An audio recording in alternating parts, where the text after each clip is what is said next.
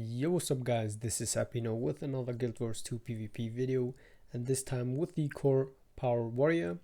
A fun build, as you all voted on my community voting, and I decided to go ahead with the Warrior therefore, because it's like the most viable profession in any kind of way how to play it. So the Warrior has also the most varieties of builds and I don't know, elite specializations and stuff, what you can play, whatever. And I decided to go ahead with the sword+shield greatsword build because I wanted to do the hammer warrior again, but the hammer warrior would have been like the same as my core power warrior build, just with the hammer. So that's not something really fresh and new, so I just decided to test out this here. And this is also something really interesting because it seems to be viable in my opinion, but it is pretty squishy. And it takes for new players to the warrior quite a lot of time to get into it because you are really weak in certain ways, like survivability. That's just basically it, and conditions. But therefore at the end of this video you will see also some slight changes that you can do if you have a lot of condition players onto the enemy team. And by the way, this build is still not even recommended to be played against a lot of conny players. So on this video you will see only a game against normal melee DPS players, so it's something else here. I start here the fight by waiting here behind the pillar because I thought their enemy druid could have stealthed them, but I'm forgetting that it's off season, so some tactical gameplays will not be happening here. And I rush far, and seeing the Revenant joining me here, I decided to go on this rock here so he can't port onto me. And he already used phase traversal, failing that. Going in here with a greatsword 3 to block some incoming attacks, trying to damage him here. My voice was just gone. Dodging his staff 5. Going in with my elite, he used his healing skill and I just failed here a little bit by running on the opposite side, while I could have catched him here with a lot of damage. I decide now to swap my target because the warrior is a little bit lower and my mesmer was doing quite a lot of work there. And yeah, nothing special happening here. I go with my bull's charge, getting that kill there onto this guy. I getting CC'd from his mage bane tether, and therefore yeah, getting 2 nice kills here, winning this 2v2, or I don't know what this really was. And yeah, I decided to go on mid, trying to help out here. And now you can see also a little bit the strength of this build, going in with CC immobilize, making him waste some skills, waiting after the dodge to go with my bull's charge, and now you see it here, sword 3 9k damage with a single stab. So now I can just mention it. This build relies to land your sword 3. It's not only about sword 3, but the main idea behind it was the sword 3. And why that is because you can land your sword 3 almost anyway if you time it right. And somehow my skill here, only bull charge connects, but my other skills just fail for whatever reason. But we are still able to get this guy with a rampage 3 rush, hitting him with 7k, so you can see it here, the normal damage output is pretty high. Here we go with my Joe Necro, pretty good player. He avoids me quite a bit. I go with my Shake It Off to remove the chill so I can chase him better. Made him dodge once, he dodged my bull charge as well, and now he's using Spectral Walk, and I was sure that he will be porting back here, and I was right. Going in again here behind. But my team seemed to struggle a little bit. As soon as I chase down someone, my team loses on every point. I decide now again to go on far, because that's the best way to do. My Guardian following me there is not good rotation, because we have 3 people off point, me getting far. And meanwhile the enemy ranger or someone just decapped that midpoint, which was really bad. But my team therefore, how to say, it's still doing good, killing the Revenant there, but we have 3 people on far, which is like too much against 2 players, and meanwhile they are getting the beast and the full cap on middle, which should have not happened. It's the warrior, okay. Now you can see here 2 people on close, both trying to get a cleave onto that down guy, but meanwhile the ranger now should have decapped on our close point, which is really not so great. And if you try to hold points, try always to keep an eye on enemy players. So yeah, that was really bad there. My team now on far is losing because they are not able to cleave, I guess, against those comps, and I decided to go ahead and help them out on far.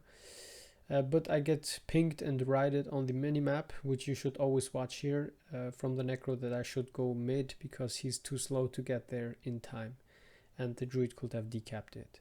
So now I wanted to go into this, but you can see it here, I'm in a 1v3 situation, and with my squishy build it made no sense to stay there, and yeah, therefore I decided to go far. But somehow the necromiger just gets me there pretty bad with his marks, unblockable marks, and you can see it here, the best example, how fast you will die if you fail it. I had to use my shake it off. I think I used it a little bit too early, but I wasn't expecting the CC to happen so fast. Shake it off used too early to cleave the chill so I can have my mobility and run away, but yeah, this is just how fast it can go. Never mind. Now the next is again trying to go far, and this is also a good example. Greatsword 3, Greatsword 5 and rush, and of course my skills just all bugging here. And what I do here is just trying to avoid the revenant to get onto me, but he's failing somehow. I knew that he had nothing left and he would go for his elite skill, and I just somehow just hit him once, but with a 7k damage, which was too much. And here I thought I would make it somehow, but failing that as well. Removing some boons off to him, going with my bolt charge, going with a double CC, and you can see it here, the damage output is pretty high, 16k with 100 blades. I activate my Signet of Might in cases of the Reaper pulling that guy, the downed guy, but he's playing the power build, the Maijo guy. And going for far again because my team, of course, not decapping anything. I wanted to, yeah, I'm joining this. I'm joining this because I was right about this. My ally is a little bit too slow. Waiting for a dodge now from Maijo. He's not dodging, and I fail my bull charge here. Yeah, also really bad here. Trying to keep up a little bit here. The warrior is going for some hardcore CCs. I need to get away here, but I dodge behind the rock, and of course I get CC'd, which is so bad. And somehow my guardian was able to heal me quite a bit there. And I trying to get this guy a little bit, but I decided to run away because he's having still too much HP there, and it would make no sense to fight him there. No, I don't know if I really was fighting this guy or not. Yeah, he just survived for 1 second. I thought I would have ran away against this guy, but yeah, I decided to go in again. As you saw, for one hit, I would have made it. But now you can see it as well. Luckily, we have the double caps, but my team is like nowhere. We could have lost those caps both. Oh, and I know what happens here is I will kill this guy because you see how strong this build is. Going for this double CC. 7,400 damage with a sword 3, getting this stomp in time before I get killed. He could have even CC'd me with his down state skill, but he did not. And you can see it here, my thief just joining right now. He's playing staff, okay, so that's okay. I thought he would be dagger pistol or something, but I never see him fighting close to me. Here you can see also the sword 2, pretty nice skill. Allowing you to have even higher mobility than normal. And now how to chase down a druid, which I fail here for sure because druids are hard to catch, especially because I'm not able to land all my attacks here. I try to cripple him here, immobilize, but he manages to get out of the immobilize. And yeah, just playing a little bit here, trying to see what I can get against this guy, but he's keep on kiting, which is something that most people should learn too.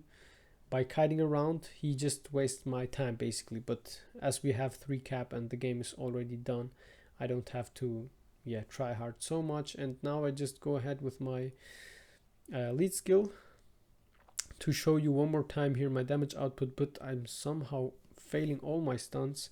Going with a bull's charge. What happened here? Normally I would have got him here. Failing again my shield bash.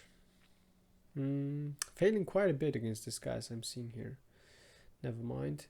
Going onto the cap here, they got the decap but still holding it a little bit. The game should have been a win easily here at this point, but still not giving up so easy onto that. Bull charge, getting a nice CC onto this guy, and that's just basically it. Getting top stat kills, should have been the thief works, but still more than enough.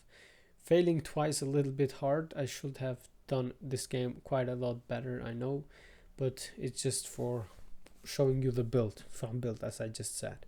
I haven't mastered this build at all. So I'm using on my sword shield first Sigil of Battle. Gain 4 stacks of might for 5 seconds when you swap to this weapon while in combat. This just means that you will have an additional damage bonus when you weapon swap to sword. Of course, if you do it fast it will not trigger, but most of the times it should. And then the second one is Sigil of Annulment, which removes 2 boons from enemy players, which you saw against the Revenant. Pretty strong when you have this against Guardians or something and you want to land your CC. You will land your CC and remove 2 boons and then have the free choice of either sword 3 or 100 blades.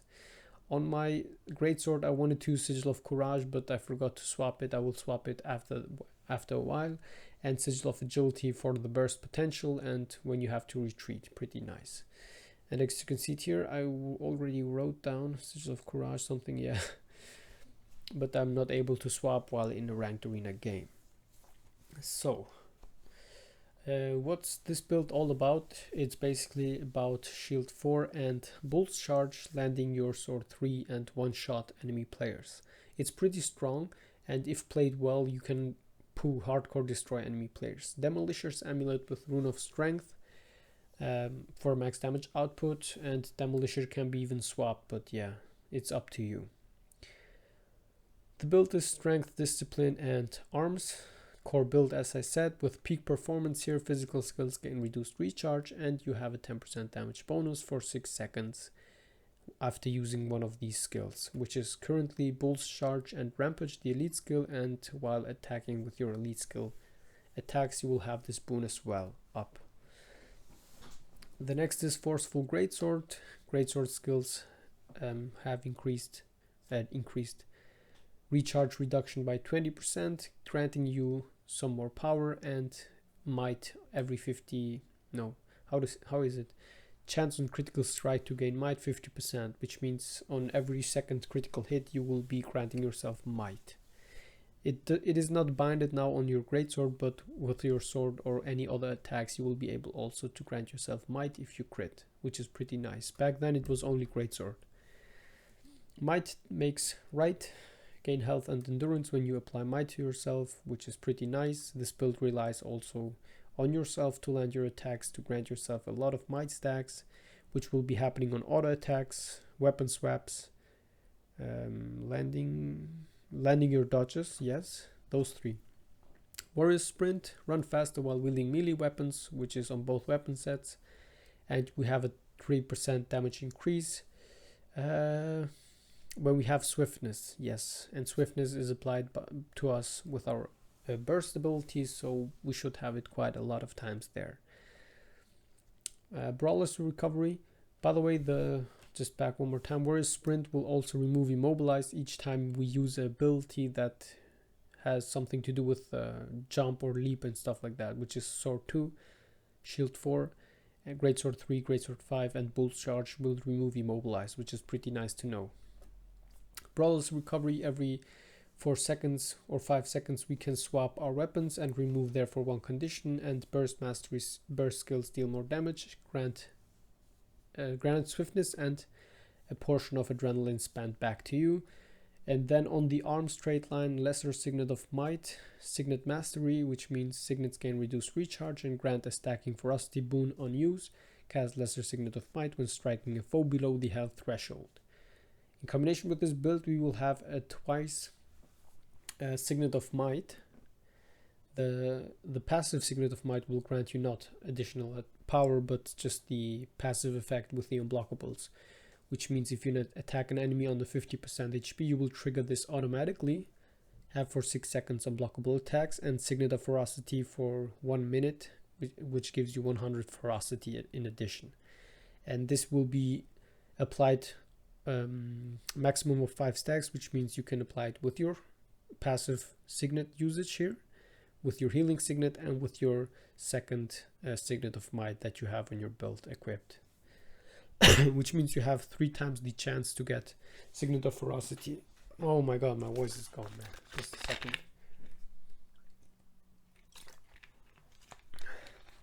second.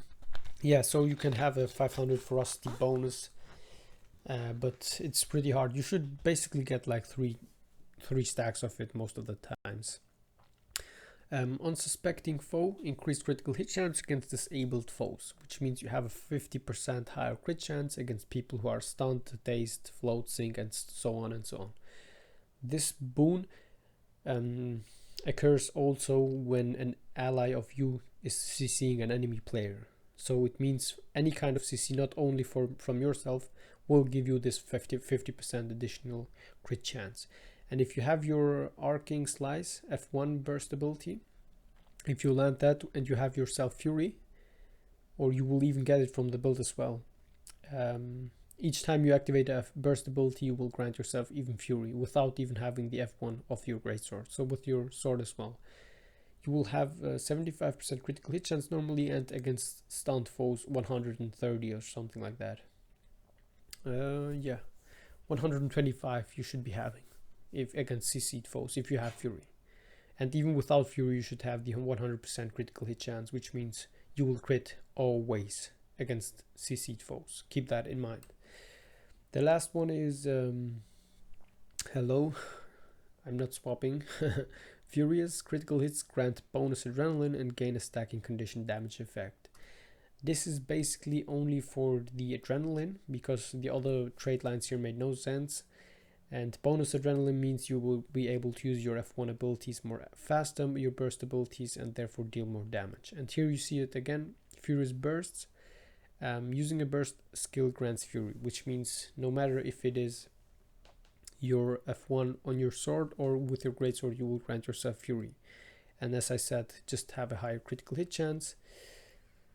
Here you have just some minor traits, which means you will be able to apply bleeding on critical hits, and therefore with the 25 stacks of might and the fury, you will have additional condition damage, but it's not like really important. The most important here is on the build reckless dodge. Dodging into enemies will deal damage. Grant yourself might, and when you grant yourself might, you will restore some endurance back, which is pretty strong. The build relies quite a lot on 2 things: granting yourself might and landing your CCs, because sword 3 will also deal damage a lot onto enemy players even without CC, but it is better to have the 100% critical hit chance with your sword 3. And here I just surrendered to show you a little bit better the builds. I'm using Signet of Might here, improves power passively, and I think I was showing you also some other types. For example, Signet of Stamina, allowing you to have faster endurance regeneration, and it is strong against condit comps when you have to clean conditions. You can just use it. It should be also pretty strong with sword, because you can just run away, hide a little bit, and then remove your conditions and then go back into combat. Or something else is of course Ender Pain or Frenzy, depending on the enemy players. If you need some more survivability, Ender Pain is the must thing to go, and with Blurred Frenzy. Berserker stands for conditions, Frenzy if you need if you want to have faster damage output and really quick kill people, but you will have not the unblockable. But still, in combination with the build, as I said, against enemies under 50%, you will trigger unblockable attacks automatically. In combination with Frenzy, you will have the quickness, allowing you to shield bash sword 3 even faster and therefore secure kills pretty hard. But it's up to you, as I just said. Also, the option is with Stomp, 2 physical skills, Stomp granting yourself some stability and CCing enemy players, and of course the 10% damage boost is always nice to have. Pretty strong tool. It removes Immobilize, it is a stun break, and yeah, quite strong skill. Otherwise, I was also thinking of Doliak's Signet. For some defensive traits, it gives you increased toughness, which means 3k armor almost, and the stability is pretty nice. You can use it if you are in a dangerous position. The 8 seconds of stability is a long duration, pretty strong in team fights, I would say. And the cooldown is also pretty good, 32 seconds, pretty nice. And then the most needed thing, Shake It Off, as a stun break, condition removal for you and nearby allies. A must-have trait line on every warrior build, in my opinion. And then the last one, Bolt's Charge, because of the mobility that it grants, the CC for 3 seconds, allowing you to land 100% sure your sword 3. And here I guess I showed you also what you can do with your mobility. Sword 2, Bolt's Charge, greatsword 3, greatsword 5. And you can just see here what a huge distance I traveled with only those 4 skills, sorry. And that what makes this build also so viable, in my opinion, the mobility. What else was I explaining here? Only showing you a little bit the mobility, and with the rampage I was thinking of showing you here what happens with unsuspecting foe, which means after each CC that I do, I will have 50% higher damage output, not damage output, critical hit chance, and of course while using the rampage skills you will have the 10% damage bonus. The Signet of Might just is a nice tool against different professions, as I said earlier. With Signet of Annulment, Shield Bash, you can freely CC enemy players who are blocking, especially strong against warriors.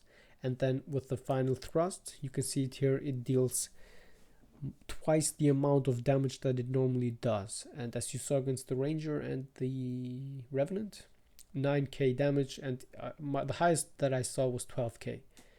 And 12k damage under 50% HP. I don't know which profession has like 25 or something KHP-ish higher, like Scourges or something. You will be able to insta-kill people with this combo. Signet of Might activation with some Might stacks, Shield Bash, Final Thrust, easy kills. With the sigil of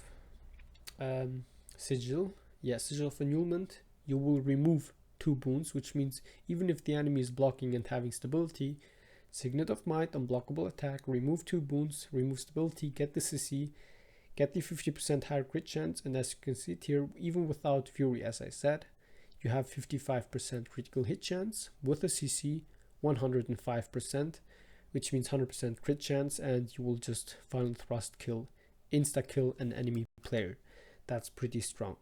The build can be, it should not be swapped, but the sigils and utility skills can be replaced, of course.